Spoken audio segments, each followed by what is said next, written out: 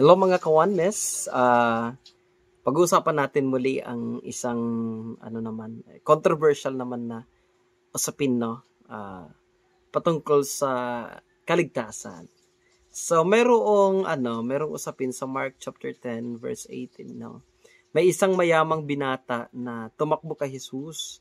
Lumuhod siya, sabi niya na, good master, ano ba yung gagawin ko para ako ay para makuha ko yung eternal life, yung buhay na walang hanggan? Ang sabi ng Panginoong Jesus na huwag kang papatay, honor your mother and father, yung mga 10 commandments, no? Yung naroon sa aklat ni Moises, yung kanyang isinulat, no? Tapos sabi ng binatang mayaman na, Panginoon, ginawa ko na lahat yun.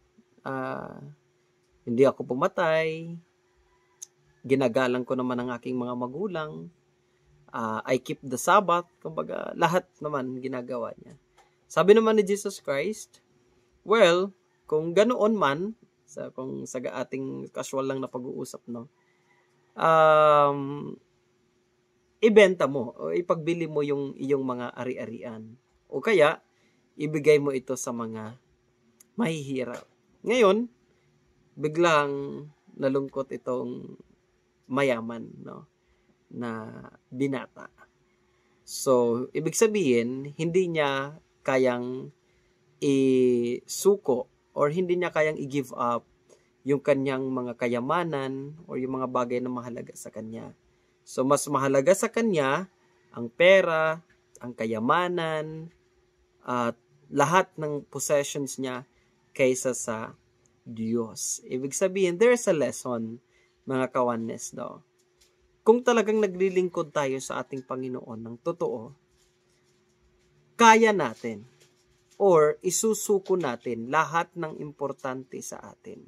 Maging ito man ay ating karunungan, talent, possessions, wealth, mga bagay na mahalaga sa atin, no? Kaya natin yun isuko para sa ating Panginoon. Lalong higit ang mga kasalanan o yung mga nagbibigay ng kasiyahan sa atin dito sa lupa. Yung nagbibigay ng pleasure sa ating laman. Kung tunay nating mahal ang Panginoon, mas mamahalin natin ang Diyos. Nakatuon ang ating pag-iisip, ang ating puso, more doon sa eternal kingdom or eternal na mga bagay sa ating Panginoon, doon sa kaharian ng ating buhay na Diyos. So, it's a test para doon sa binatang mayaman na yun. Sinubukan siya ng Panginoon, no, kung kaya niyang i-give up. Well, actually, it's not a literal na, for me, hindi naman yun talaga literal na talagang uubusin yung kanyang kayamanan or ipabenta talaga lahat. Kasi siyempre, alam mo naman ng Panginoon na makatarungan ng Diyos, no? Makatarungan ng ating Panginoon na kung ibenta niya yung talaga lahat, hindi siya yung maghihirap, siya yung mawawalan ng hanap buhay, no? So, it's not a literal interpretation.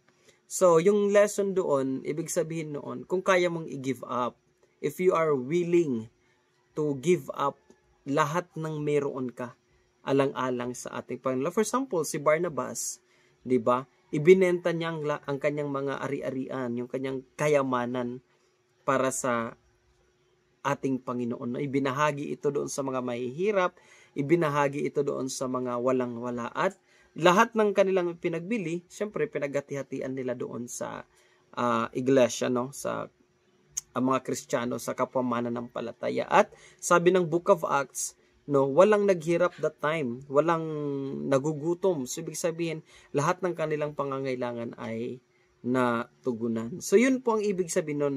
Si Barnabas ba, inubos yung kanyang kayamanan, no? So, naniniwala tayo, hindi man binanggit ng Biblia, pero syempre, hindi naman lahat yun inubos. Kumbaga, what I mean is, you have to live in simplicity. Yun lang naman ang ibig sabihin nun. Live in simplicity for God, live in modest, live in with a eternal perspective.